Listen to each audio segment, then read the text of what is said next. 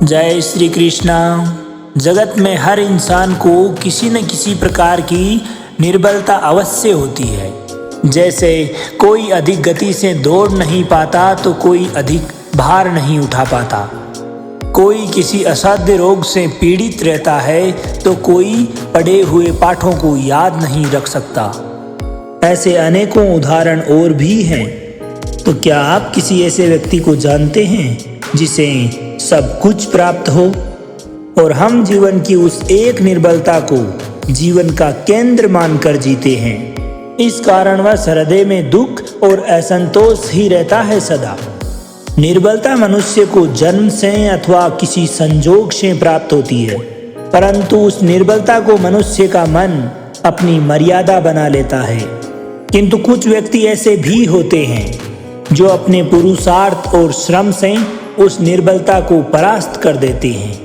क्या भेद है उनमें और अन्य लोगों में? क्या आपने इसका कभी विचार किया है? बिल्कुल सरल सा उत्तर है इस प्रश्न का। जो व्यक्ति कभी निर्बलता से पराजित नहीं होता, जो पुरुषार्थ करने का साहस रखता है, वही मनुष्य निर्बलता को पार कर जाता है।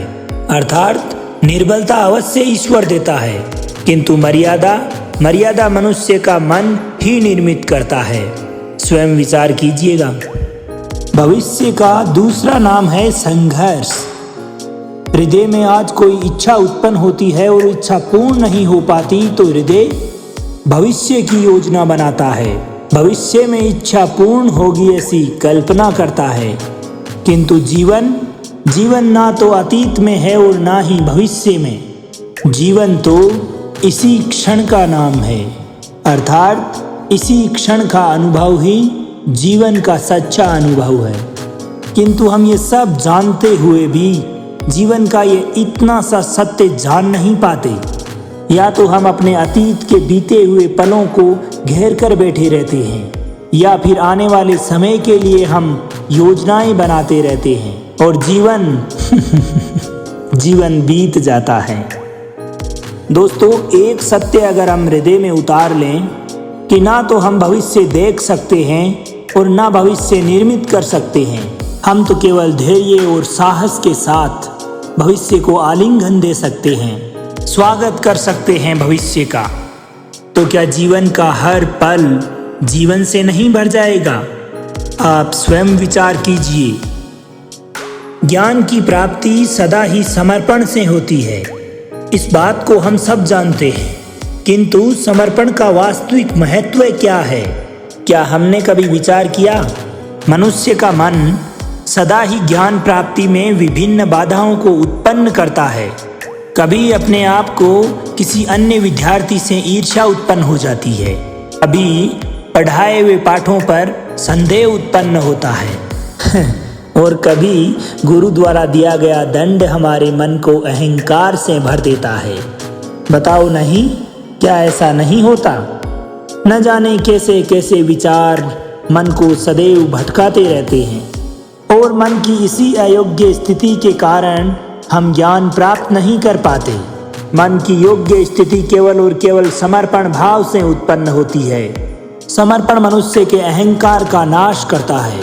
ईर्ष्या, महत्वाकांक्षा आदि इच्छाओं को दूर कर हृदय को शांत करता है और मन को एकाग्र करता है। वास्तव में ईश्वर की सृष्टि में न ज्ञान की मर्यादा है न ज्ञानियों की। गुरु दत्तात्रेय ने तो गाय और श्वान से भी ज्ञान प्राप्त कर लिया था। अर्थात विषय चाहे ब्रह्म ज्ञान का हो या जीवन के ज्ञान का या गुरुकुल में प्राप्त होने वाले ज्ञान का, गुरु से अधिक महत्वपूर्ण है उस गुरु के प्रति हमारा समर्पण भाव। क्या ये सत्य नहीं? प्रत्येक मनुष्य के जीवन में एक ऐसा क्षण जरूर आता है जब सारे स्वार्थ, सारी आशाएं, सारे दृश्य ध्वस्त हो जाते हैं। जीवन के सारे आयोजन ही बिखर जाते हैं। जो कुछ भी हमने प्लानिंग की है वो सारी की सारी चौपट हो जाती है। एक ओर धर्म होता है और दूसरी ओर दुख, और इसी स्थिति को धर्म संकट कहते हैं। जब धर्म का वहन ही संकट होता है और धर्म का त्याग ही दुख। विचार कीजिए, कभी किसी स्वजन के विरुद्ध सत्य बोलने का अवसर मिल जाता है, कभी ठीक दरिद्रता के समय सरलता से चोरी करने का मार्ग प्राप्त हो जाता है, कभी किसी शक्तिशाली राजनेता या राजा के कर्मचारी का अधर्म प्रकट हो जाता है। सबके जीवन में ऐसी घटनाएं बनती ही रहती है। अधिकतर लोग ऐसे किसी भी क्षण को धर्म संकट के रूप में जान ही नहीं पाते। हमें किसी प्रकार के संघर्ष का अनुभव तक नहीं होता। सहजता से दुख की ओर खींचे चले जाते हैं, जिस प्रकार मक्खी गुड़ की तरफ खींची चली जाती है। वास्तव में धर्म संकट का क्षण उस परमात्मा के निकट जाने का क्षण होता है। अगर हम जीवन के संघर्षों से भयभीत ना हो, सुख की ओर आकर्षित ना हो, अपने धर्म पर सदैव दृढ़ रहें, तो परमात्मा का साक्षात्कार दूर नहीं। पवन से युद्ध करने वाला पत्ता अगर पेड़ से गिरता है तो भी आकाश की ओर उड़ता है। पवन से उठने वाली धार वहीं जमीन पर रह जाती है। अर्थात धर्म संकट से अगर हम संकट को ही टाल दें तब सुख तो मिलता है, जीवन बढ़ता है, किंतु क्या चरित्र नहीं टूटता? क्या आत्मा दरिद्र नहीं हो जाती? क्या ईश्वर से अंतर नहीं हो जाता? स्वयं विचार कीजिए। दो व्यक्ति अगर निकट आते हैं तो एक दूसरे के लिए सीमाएं और मर्यादाएं नियुक्त करने का प्रयास अवश्य करते हैं। हम अगर अपने सारे संबंधों पर विचार करें तो देखेंगे इन सारे संबंधों का आधार यही सीमाएं हैं जो हम निर्मित करते हैं। और अगर अनजाने में भी कोई अन्य व्यक्ति इन सीमाओं को तोड़ता है तो उसी क्षण हमारा हृदय क्रोध से भर जाता है। इन सीमाओं का वास्तविक रूप क्या है? क्या हमने इस पे कभी विचार किया? सीमाओं के द्वारा हम दूसरे व्यक्ति को निर्णय करने की अनुमति नहीं देते, बल्कि अपना निर्णय उस व्यक्ति पर थोपते हैं। अर्थात किसी की स्वतंत्रता का अस्वीकार करते हैं। और जब किसी की स्वतंत्रता का अस्वीकार किया जाता है तो उसका हृदय दुख से भर जाता है। और ऐसी स्थिति में जब वह व्यक्ति सीमाओं को तोड़ता है उस स्थिति में हमारा हृदय क्रोध से भर जाता है। क्या ऐसा नहीं होता? किंतु अगर एक दूसरे की स्वतंत्रता का अगर सम्मान किया जाए तो किसी मर्यादाओं अथवा सीमाओं की आवश्यकता ही नहीं होती। अर्थात जिस प्रकार स्वीकार किसी संबंध का ध्येय है, तो क्या वैसे ही स्वतंत्रता किसी संबंध की आत्मा नहीं हो सकती? स्वयं विचार कीजिए। सबके जीवन में ऐसी स्थिति अवश्य आती है जिस वक्त सत्य कहने की इच्छा होती है, किंतु मुख से सत्य निकल नहीं पाता। कोई न कोई भय मन को घेर लेता है। किसी भी घटना अथवा प्रसंग के बारे में बात करना या फिर स्वयं के द्वारा कोई भूल हो जाए उसके बारे में बोलना, क्या ये सत्य है? नहीं, ये तो केवल तथ्य है। अर्थात जैसा हुआ था वैसा केवल बोल देना सामान्य सी बात है, किंतु कभी कभी उस तथ्य को बोलते हुए भी भय लगता है। कदाचित किसी दूसरे की भावनाओं का विचार आता है मन में। आपके कुछ कहे जाने से दूसरे को भय होगा, ये विचार भी आपके शब्दों को निकलने से रोकता है। तो ये सत्य क्या है? क्या हमने इस पर कभी विचार किया है? जब भय रहते हुए भी कोई व्यक्ति तथ्य बोलता है तो वो सत्य कहलाता है। वास्तविकता में अगर देखा जाए तो सत्य कुछ और नहीं बल्कि निर्भयता का एक दूसरा नाम है। और निर्भय होने का कोई समय नहीं होता, क्योंकि निर्भयता हमारी आत्मा का स्वभाव है। अर्थात क्या प्रत्येक क्षण सत्य बोलने का समय नहीं होता? स्वयं विचार कीजिए। श्रेष्ठता का क्या अर्थ है? श्रेष्ठता का अर्थ है कि दूसरों से अधिक ज्ञान अर्जित करना। अर्थात मूल्य इस बात का नहीं कि स्वयं ने कितना ज्ञान अर्जित किया, बल्कि मूल्य इस बात का है कि प्राप्त किया हुआ ज्ञान अन्य लोगों से कितना अधिक है। अर्थात श्रेष्ठता की इच्छा ज्ञान प्राप्ति को भी एक स्पर्धा बना देती है, कंपटीशन बना देती है। और किसी भी स्पर्धा में विजय अंतिम कब होती है? कुछ समय के लिए तो श्रेष्ठ बना जा सकता है, परंतु सदा सदा के लिए कोई श्रेष्ठ नहीं होता। और फिर वही असंतोष, पीड़ा, परेशानियां, दुख, जिनसे संघर्ष जन्म लेता है। किंतु अगर हम श्रेष्ठ बनने की बजाय अगर उत्तम बनने की चेष्टा करें तो क्या होगा? उत्तम का अर्थ है यानी कि जितना प्राप्त करने योग्य है वो सारा प्राप्त कर लेना, किसी से अधिक पाने की इच्छा से नहीं, मात्र आत्मा की तृप्ति हेतु कुछ प्राप्त करने की इच्छा। उत्तम के मार्ग पर किसी दूसरे से प्रतिस्पर्धा नहीं होती, स्वयं अपने आप से स्पर्धा होती है। अर्थात उत्तम बनने वाले को देर अंधेर सारा ज्ञान प्राप्त हो जाता है और बिना प्रयत्न के ही वो श्रेष्ठ बन जाता है। किंतु जो व्यक्ति केवल श्रेष्ठ बनने की भागदौड़ में लगा रहता है वो श्रेष्ठ बने या ना बने उत्तम कभी नहीं बन पाता। अब तय आपको करना है कि श्रेष्ठ बनना है अथवा उत्तम, निर्णय आपका है। सूत्रों और पूर्व आभासों के आधार पर हम भविष्य में प्राप्त होने वाले सुख दुख की कल्पना करते हैं। भविष्य के दुखों को मिटाने के लिए, दूर करने के लिए हम आज योजना बनाते हैं। किंतु कल के संकट को यदि आज निर्माण करने के लिए हमें लाभ मिलता है या हानि प्राप्त होती है, यह प्रश्न हम कभी नहीं करते। सत्य तो यह है कि संकट और उसका निवारण सार्थजन है, व्यक्ति के लिए भी और सृष्टि के लिए भी। नहीं तो आप अपने भूतकाल का स्मरण कीजिए, आप तुरंत ये जान पाएंगे कि जब जब भी संकट आता है तब तब उसका निवारण करने वाली शक्ति भी जन्म लेती है।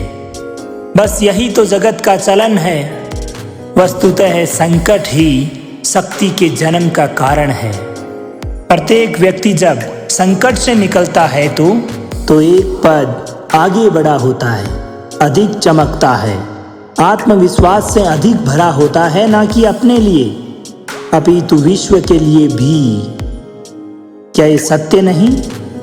वास्तव में संकट का आना है एक अवसर का जन्म, अपने आप को बदलने का अवसर, अपने विचारों को ऊंचाई तक ले जाने का एक अवसर, अपनी आत्मा को बलवान और ज्ञान मंडित बनाने का एक अवसर। जो ये कर पाता है उसे कोई संकट नहीं होता, और जो ये नहीं कर पाता वो तो स्वयं एक संकट है इस संसार के लिए। विचार कीजिए, स्वयं विचार कीजिए। जीवन का हर क्षण निर्णय का क्षण होता है, डिसीजन का क्षण होता है। प्रत्येक पद पर किसी न किसी प्रकार का निर्णय करना ही पड़ता है। निर्णय का विषय चाहे कुछ भी हो, और निर्णय अपना प्रभाव छोड़ जाता है। आज लिए गए निर्णय भविष्य में दुख अथवा सुख का निर्धारण करते हैं, न केवल अपने लिए बल्कि अपने परिवार के लिए, आने वाली पीढ़ियों के लिए, इस संसार के निर्माण के लिए भी। जब किसी प्रकार की दुविधा हमारे सामने आती है तो मन व्याकुल हो जाता है, हम इमोशनल हो जाते हैं, अनिश्चितता से भर जाता है। निर्णय का वो क्षण एक युद्ध बनकर सामने आ जाता है और हमारा मन बन जाता है युद्ध भूमि। अधिकतर निर्णय हम दुविधा का निवारण करने के लिए नहीं, बल्कि केवल और केवल अपने मन को शांत करने के लिए, अपने मन को सांत्वना प्रदान करने मात्र के लिए लेते हैं। पर क्या कोई दौड़ते हुए भोजन ग्रहण कर सकता है? नहीं। तो क्या युद्ध से जूझता हुआ मन किसी भी प्रकार का योग्य निर्णय ले पाएगा? वास्तव में व्यक्ति जब शांत मन से अगर कोई निर्णय करता है तो वह अपने लिए सुखद भविष्य का निर्माण करता है। किंतु अगर वह अपने मन को शांत करने के लिए अगर कोई निर्णय करता है तो वो व्यक्ति भविष्य में अपने लिए कांटों भरा वृक्ष लगाता है। आप स्वयं विचार कीजिएगा, अपने जीवन में आने वाले संघर्षों के लिए यदि मनुष्य अपने आप को योग्य नहीं मानता, जब उसे अपने ही बल पर विश्वास नहीं रहता, सेल्फ कॉन्फिडेंस अगर व्यक्ति खो देता है, उस स्थिति में वो व्यक्ति सद्गुणों को त्याग कर दुर्गुणों को अपनाता है। वस्तुतः मनुष्य के जीवन में दुर्जनता जन्म ही उसी वक्त लेती है जब उसके अंतर में आत्मविश्वास नहीं रहता, अपना सेल्फ कॉन्फिडेंस वह खो देता है।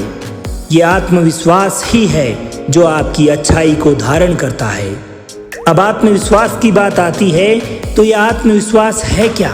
What is self confidence? जब मनुष्य ये मानता है कि जीवन का संघर्ष उसे अपने आप में दुर्बल बना रहा है, तो उसे अपने आप पर विश्वास नहीं रहता। वो उस संघर्ष से लड़कर पार जाने की बजाय उस संघर्ष से छूटने के उपाय ढूंढने लगता है। वस्तुतः उसके मन में भय उत्पन्न होता है। लेकिन अगर वह व्यक्ति यह सोचने लग जाए कि यह संघर्ष उसको मजबूत बनाता है, ठीक उसी प्रकार जैसे व्यायाम करने से हमारे शरीर की शक्ति बढ़ती है, तो प्रत्येक संघर्ष के साथ उसका उत्साह बढ़ता है और आत्मविश्वास भी बढ़ता है। अर्थात आत्मविश्वास और कुछ भी नहीं, अपने मन की स्थिति, जीवन को देखने का दृष्टिकोण मात्र है। और अपने जीवन को देखने का दृष्टिकोण तो मनुष्य के अपने हाथ में होता है ना। हम जैसा दृष्टिकोण रखेंगे वैसा ही जीवन देखने लगेंगे। तो स्वयं विचार कीजिए कैसे अपने सेल्फ कॉन्फिडेंस को इंक्रीज करना है। एक पिता सदा ही अपनी संतान के सुख की कामना करता रहता है, उनके भविष्य की चिंता करते रहते हैं। इसी कारणवश वह अपनी संतान के भविष्य का मार्ग स्वयं निश्चित करने का प्रयास करता रहता है। जिस मार्ग पर पिता स्वयं चला है, जिस मार्ग के कंकर पत्थरों को उसने स्वयं देखा है, महसूस किया है, मार्ग की धूप, मार्ग की छांव को स्वयं जाना है, और उसी मार्ग पर उसका पुत्र भी चले, निश्चित रूप से यही इच्छा रहती है हर पिता की। निसंदेह उत्तम भावना है ये। किंतु 3 प्रश्नों पर विचार करना हम भूल ही जाते हैं। कौन से 3 प्रश्न? प्रथम प्रश्न, क्या समय के साथ प्रत्येक मार्ग बदल नहीं जाते? क्या समय सदा ही नई चुनौतियों को लेकर नहीं आता? तो फिर बीते हुए समय के अनुभव आप नई पीढ़ी को किस प्रकार दे सकते हैं? दूसरा प्रश्न, क्या प्रत्येक संतान अपने माता पिता की छवि होता है? जी हाँ, संतानों को संस्कार तो अवश्य माता पिता प्रदान करते हैं, किंतु भीतर की क्षमता तो ईश्वर देते हैं।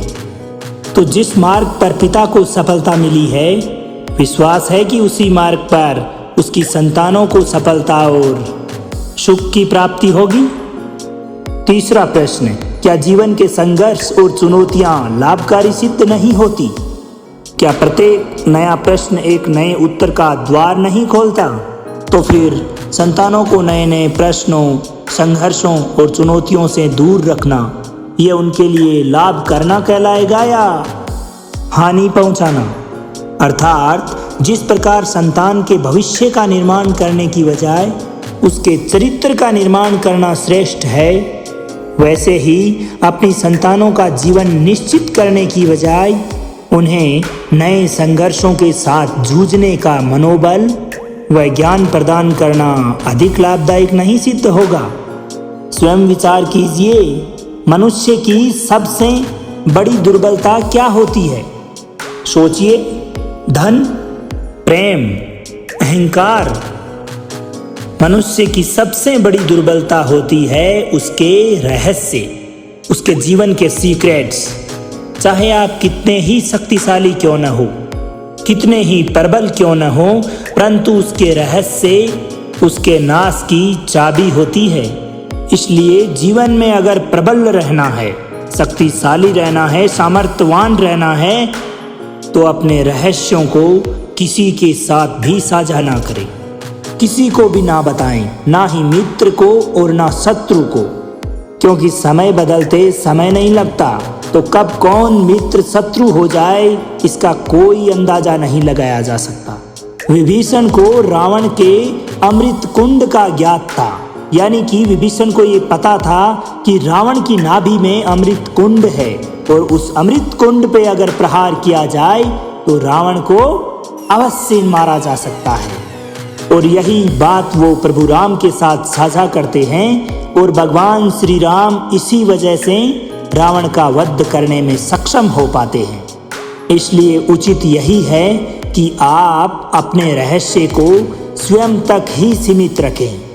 मनुष्य जीवन की परीक्षा में सफल होने के लिए क्या कुछ नहीं करता, वह परिश्रम करता है, दौड़ भाग करता है, और ये सब करने के बाद भी अगर उसकी बात ना बने तो फिर वो नकल करता है ना। तनिक लौटिए अपने बचपन में और स्मरण कीजिए अपने बचपन की स्मृतियों का। क्या स्मरण हुआ? विद्यालय में जब आप परीक्षा देने जाते थे तो क्या घटित होता था, याद कीजिए। आप ना सही परंतु कोई न कोई सफलता हासिल करने के लिए नकल अवश्य करता था और उत्तीर्ण भी हो जाता था, है ना। परंतु जीवन की परीक्षा ऐसी नहीं होती, इसमें नकल करने वाला सफल नहीं होता। कारण यह कि विद्यालय में सभी के प्रश्न पत्र एक समान होते थे, किंतु जीवन के प्रश्न पत्र और उनकी कठिनाई सबके लिए भिन्न भिन्न होती है, तो निश्चित रूप से उनके उत्तर भी भिन्न होंगे ना। इसलिए अगर आपको जीवन में सफलता प्राप्त करनी है तो नकल मत कीजिए, स्वयं के प्रश्नों का उत्तर स्वयं ढूंढिए और सफलता आपकी ही होगी। मनुष्य का जीवन हार और जीत, विजय और पराजय, सफलता और असफलता के मध्य झूलता रहता है। आपके साथ में भी ऐसा होता होगा, है ना। जब आप सफल होते हैं, किसी चुनौती पर विजय पाते हैं, कोई चैलेंज आपने एक्सेप्ट किया और उस पे आपने विजय हासिल की, तो आपका मन स्वतः ही प्रसन्नता से गदगद हो उठता है ना। आनंद के उपवन में झूमने लगता है। और इसी के विपरीत अगर आप अपने चैलेंज को पूरा करने में असफल होते हैं या मिली हुई चुनौतियों को पूरा नहीं कर पाते, तब वही मन दुख और पीड़ा के सागर में डूबने लगता है। ऐसा ही होता है ना। परंतु देखा जाए तो वास्तविकता में सफलता और असफलता है क्या? तनिक ध्यान से सोचिए। यह केवल हमारी मन स्थिति मात्र है। ध्यान देना इस बात पर कि हमारी पराजय उस वक्त नहीं होती जिस वक्त हमारा शत्रु हमारे पे विजय हासिल करता है। हमारी पराजय उस वक्त होती है जब हम पराजय स्वीकार कर लेते हैं। हम अपने जीवन में असफल उस वक्त नहीं होते जिस वक्त हम अपने लक्ष्य को प्राप्त नहीं कर लेते, बल्कि हम असली असफल उस वक्त होते हैं जब हम अपने लक्ष्य के लिए प्रयास करना बंद कर देते हैं। इसलिए सदैव प्रयासरत रहिए, प्रयास करते रहिए, कभी हार ना माने। आपका लक्ष्य आपके कदम चूमेगा, इसमें कोई संदेह नहीं। क्योंकि जिस दिन आप हार को स्वीकारना बंद कर देंगे, जीत आपके चरणों में होगी। आप सबने बरगद के वृक्ष को तो देखा ही होगा। क्या आपको ज्ञात है बरगद के वृक्ष के बीज का आकार राई से भी छोटा होता है, परंतु फिर भी बरगद का वृक्ष संसार के महाकाय वृक्षों में गिना जाता है। जब उसका जन्म होता है तब उसमें वो जटाएं, वो शाखाएं नहीं होती, परंतु जैसे जैसे उसका विस्तार होता है, वह जैसे जैसे अधिक शाखाओं का भार उठाने लगता है और अधिक पत्तियों का सृजन करता है, उसकी शाखाएं जटाएं बनकर जड़ तक पहुंचती है और उस वृक्ष को सहारा प्रदान करती है। यह जीवन का बहुत महत्वपूर्ण मार्ग है। बिना किसी लोभ लालच के शुभ कार्य करें, अन्य निर्बल लोगों की सहायता करें। धीरे धीरे आपने जिन जिन निर्बलों की सहायता की है, वही लोग आपके सहायक बनते जाएंगे। आपकी जड़ों को और अधिक बलशाली बनाएंगे, आयु, मान और आकार बढ़ाएंगे। सहजीवन, सहायता और निष्काम आपको मृत्यु के पश्चात भी मरने नहीं देगा, बल्कि आपको हमेशा हमेशा के लिए अमर बना देगा। दोस्तों, हमारा शरीर प्रकृति का एक महान आविष्कार है। इससे जटिल संरचना इस संसार में और कोई दूसरी नहीं। हमारा शरीर जितना जटिल है, यदि इसको ठीक से जाना जाए तो इससे अधिक सरल ज्ञान देने वाला और कोई नहीं है। हमारे शरीर में 5 इंद्रियां होती है जो हमें भाव, स्वर्ण और वस्तुओं का बोध कराती है। हमारे पास आँखें, नाक है, स्पर्श करने के लिए त्वचा है, श्रवण हेतु कान है और जिह्वा है। इन सभी का भिन्न भिन्न कार्य है। आँखों से देखना, कानों से सुनना, नथनों से श्वास लेना, त्वचा से स्पर्श करना और जिह्वा से स्वाद लेना। परंतु क्या आपने ऐसा कभी सोचा कि प्रकृति ने हमें 2 आँखें दी, 2 नथने दी, 2 कान दिए, स्पर्श के लिए ये पूरा शरीर दिया, परंतु जिह्वा केवल 1 दी? ऐसा क्यों? क्योंकि प्रकृति चाहती है कि हम देखें अधिक, सुने अधिक और ज्ञान अधिक अर्जित करें, परंतु बोलें कम। क्योंकि अधिक बोलना व्यक्ति के नाश को निमंत्रण देता है। इस बात का स्मरण रखिएगा। सब लोग सदा यही कहते आए हैं कि यदि आगे बढ़ना है तो अपनों का साथ दो। सत्य कहते हैं, अपनों का साथ देना ही चाहिए, परंतु साथ देने से पूर्व यह अवश्य पहचान लेना चाहिए कि अपने हैं कौन। वास्तविकता में हम जिनका साथ दे रहे हैं वो अपने हैं भी या नहीं? क्या अपने वही होते हैं जिनके साथ हमारा रक्त संबंध होता है, या अपने मित्र? अपने वो होते हैं जो हमें सदैव सद्कार्य करने के लिए प्रेरित करते रहें, अच्छे कामों के लिए हमें सदैव मोटिवेट करते रहें। ऐसे लोग अपने होते हैं। जीवन में हमें आगे बढ़ने के लिए हमारा साथ दे। और वो जिनका साथ देने से समाज का नाश हो, धर्म की हानि हो, वो सगे होकर भी सगे नहीं होते। इसलिए जब भी आप जीवन में अपनों की परिभाषा का चुनाव करें तो उन्हीं का चुनाव अपनों में करें जो आपके जीवन में, आपकी प्रगति में, आपको आगे प्रोत्साहित करने में आपका सदैव साथ देते आए हों, बल्कि उन्हें नहीं जो आपको सदैव जीवन में अंधकार और अज्ञान के मार्ग पर चलने को कहते हैं। आप जिनसे भी प्रेम करते हैं सदैव उनके समीप रहना चाहते हैं, है ना? ऐसा कभी नहीं चाहते कि कभी भी जीवन में अपनों से दूर रहना पड़े, बिछड़ना पड़े। परंतु एक समय के पश्चात अपनों से दूर हो जाना उन्नति के लिए अति आवश्यक है। आप माता पिता हैं ना? अगर आप अपनी संतान के जीवन के हर पथ पर सदैव मार्गदर्शन ही करते रहेंगे तो आपकी संतान कैसे वो अपने जीवन में आने वाले संघर्षों, चुनौतियों का सामना करते हुए एक नव पथ का निर्माण कर पाएंगे?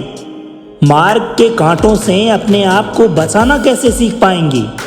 इसीलिए एक निश्चित समय के बाद अपनों से बनाई गई दूरी भी लाभकारी सिद्ध होती है। इसलिए सदैव अपनी संतान को इसी प्रकार से मोटिवेट करते रहें, इसी प्रकार का ज्ञान दें कि वह आपके द्वारा दिए गए संस्कारों पर चलते हुए अपने जीवन में आने वाली तमाम समस्याओं का स्वयं सामना करें और अपना मार्ग स्वयं चुनें। ऐसा करना ही आपकी संतान के लिए हमेशा लाभदायक रहता है। तो चलिए आज मैं आप सबको एक कथा सुनाता हूँ। एक दिन प्रातः सुबह जल्दी एक व्यापारी अपने घर से निकला। घर से निकलते ही एक बिल्ली ने उस व्यापारी का मार्ग काट दिया। व्यापारी घबरा गया वह फिर से अपने घर लौट गया और शुभ घड़ी की प्रतीक्षा करने लगा। और कुछ समय पश्चात जब वह पुनः अपने घर से निकला, वो वाहन जा चुका था जिसमें बैठकर उस व्यापारी को राजा तक पहुंचकर कोई उपहार भेंट करना था। अब राजा को भेंट नहीं मिली और राजा क्रोधित हो गया। राजा ने उस व्यापारी का व्यापार बंद करवा दिया। इस कारण वह व्यापारी क्रोधित होकर अपने घर पर अपनी पत्नी से ही लड़ बैठा। इस घटना के पश्चात पत्नी अपने बच्चों समेत अपने मायके वापस चली गई और अब उस व्यापारी के जीवन में अगर कुछ रह गया था तो वो सिर्फ और सिर्फ अंधकार। और इस सारी घटना का कारण वह हमेशा उस बिल्ली को मानता रहा जिसने कि उसके घर से निकलते ही रास्ता काटा था। ऐसे ही एक दूसरा व्यापारी राजा को भेंट देने निकला और उस व्यापारी का मार्ग भी एक बिल्ली ने काट दिया। एक बार के लिए वह व्यापारी तनिक घबराया, लेकिन फिर उसने आगे बढ़ना उचित समझा। आगे बढ़ा और राजा तक वह उचित समय पर पहुंचकर राजा को भेंट दिया। राजा प्रसन्न हुआ और राजा ने व्यापारी को अपना व्यापार और अधिक बढ़ाने की अनुमति दे दी। कई स्वर्ण आभूषण दिए। अब जब वो व्यापारी वापस लौटकर अपने घर पहुंचा तो पत्नी को देने के लिए आभूषण और बच्चों के लिए उसके पास वस्त्र थे। हर ओर प्रसन्नता थी। समझ रहे हैं ना आप? दोनों के साथ एक ही प्रकार की घटना घटित हुई, बिल्ली का मार्ग काटना। लेकिन एक ही घटना में दोनों की प्रतिक्रिया भिन्न भिन्न थी। तो दोस्तों, ऐसा ही हमारा जीवन भी है। हमारे जीवन में प्रारब्ध का अपना स्थान है, परंतु उससे भी कई अधिक महत्वपूर्ण है हमारी की गई प्रतिक्रिया, हमारी सोच का प्रभाव, क्योंकि यही हमारे जीवन को आकार प्रदान करते हैं। इसलिए अपनी सोच को सदैव सकारात्मक रखिए। आपका जीवन सदैव आनंदमय हो जाएगा।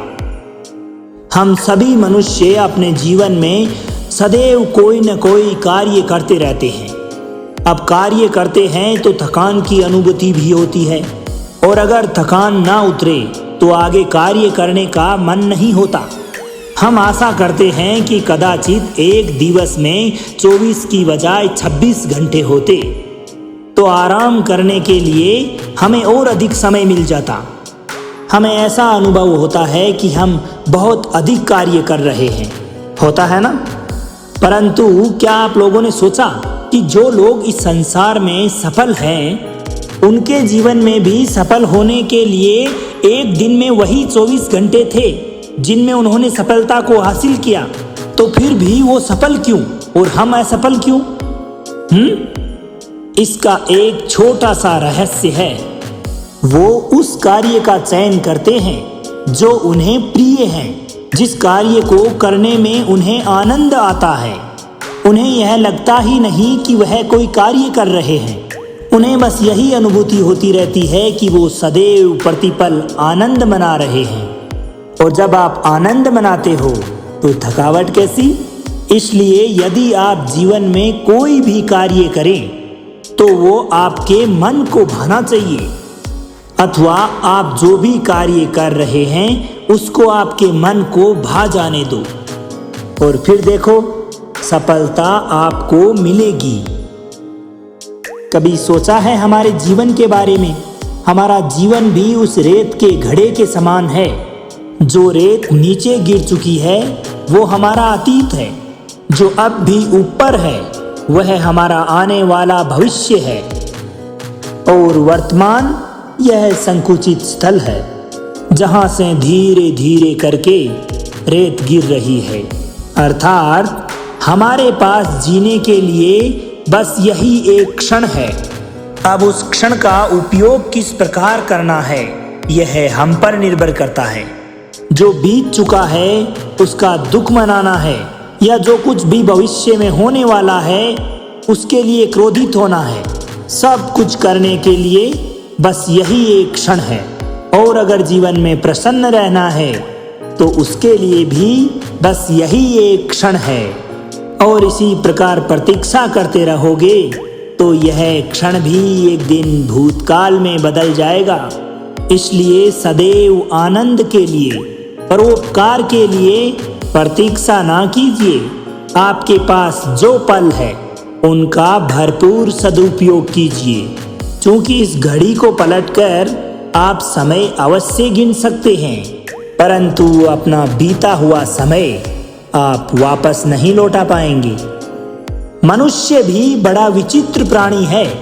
अपने से नीचे के स्तर के लोगों को वह सदैव है दृष्टि से देखता है मतलब निम्न दृष्टि से। उनका सदैव उपहास उड़ाता है, मजाक करता रहता है उनकी। उन्हें बार बार कहता है कि तुम्हारा कुछ नहीं हो सकता, तुम भविष्य में कुछ नहीं कर पाओगे।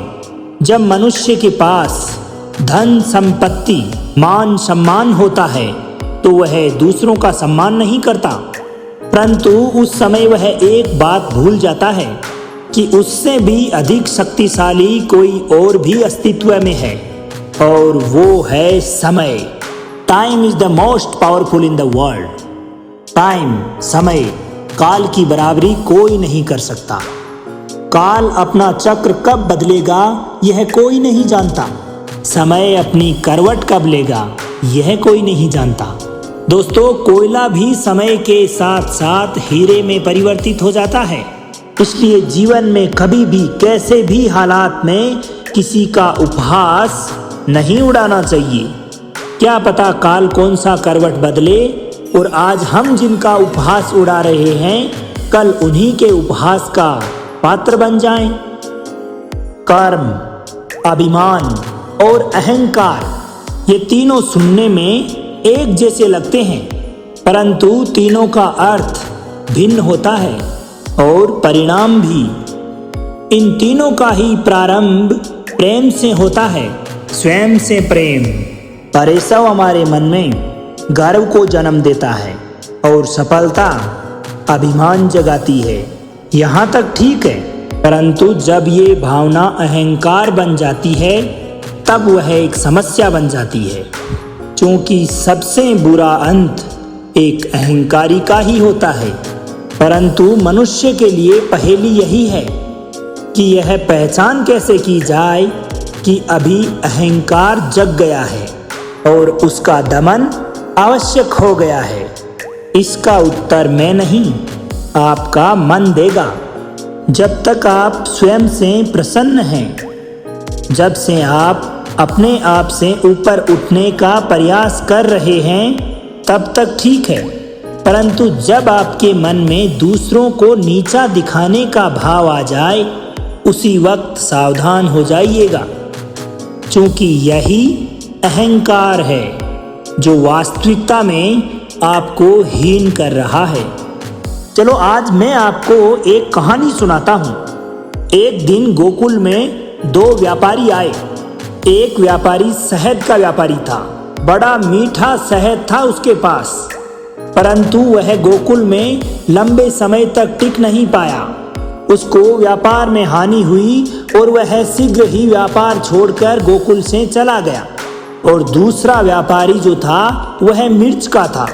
पहले दिन वह एक पोटली मिर्च लाया और दूसरे ही दिन पूरी की पूरी बैलगाड़ी भरकर लाया, और धीरे धीरे पूरी मथुरा में उसकी धाक जम गई। इस बात से मुझे बड़ा आश्चर्य हुआ, तो मैंने बाबा से पूछा कि ऐसा क्यों? एक मीठे शहद का व्यापारी कंगाल हो गया और मिर्च का व्यापारी धीरे धीरे अपने व्यापार में उन्नति करते हुए सेठ बन गया। बाबा मुस्कुराए और धीरे से जवाब दिया कि मीठी जुबान से तीखी मिर्च बेचने वाले की भी मिर्च बिक जाती है, और जो कड़वी बोली बोलता है उसका मीठा शहद भी नहीं बिकता। वाह, कितने उत्तम विचार है उनके। और उचित ही है, मनुष्य अपने जीवन में सदैव अपने वचनों से ही ऊपर उठता है और अपने वचनों से ही गिरता है। इसलिए अपने जीवन में सदैव मीठी बोली बोलने का प्रयास कीजिए, आपका जीवन सरल हो जाएगा। मनुष्य की सबसे बड़ी दुर्बलता क्या होती है? सोचिए। प्रेम, अहंकार, मनुष्य की सबसे बड़ी दुर्बलता होती है उसके रहस्य।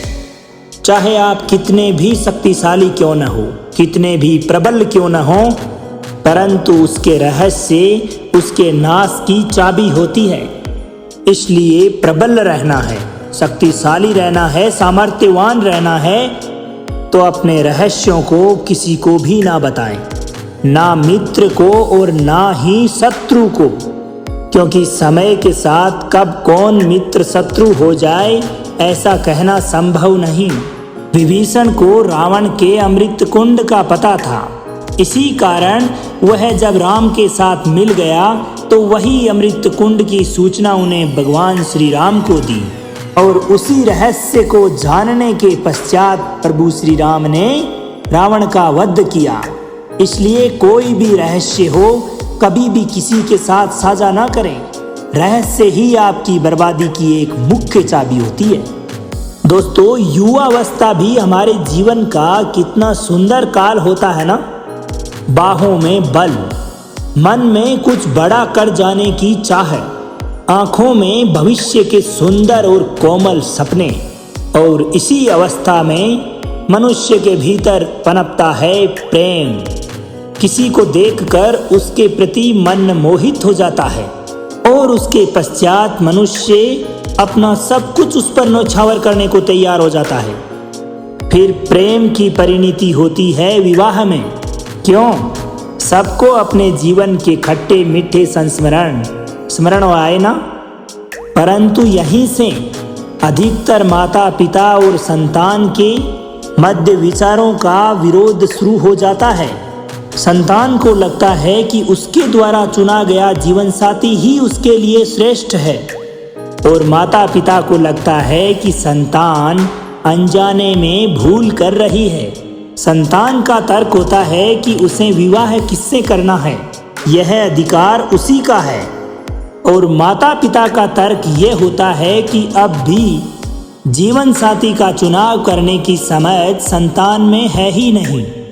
तो इस अवरोध का निदान किस प्रकार किया जाए, ऐसी स्थिति में उचित निर्णय किस प्रकार लिया जाए, ऐसी स्थिति का भगवान श्री कृष्ण एक ही मार्ग प्रशस्त करते हैं कि अपने उत्तरदायित्वों का भार और अपने से बड़ों के मापदंडों का भार विवाह करने से पूर्व ये जान लेना अति आवश्यक है कि विवाह मात्र अपने प्रेम को पा लेने का मार्ग नहीं है, अपितु विवाह से जीवन का एक नया द्वार भी खुलता है, और हर नए जीवन के साथ नए उत्तरदायित्व भी होते हैं, नई जवाबदारियां आती है, नई जिम्मेदारियां बढ़ती है।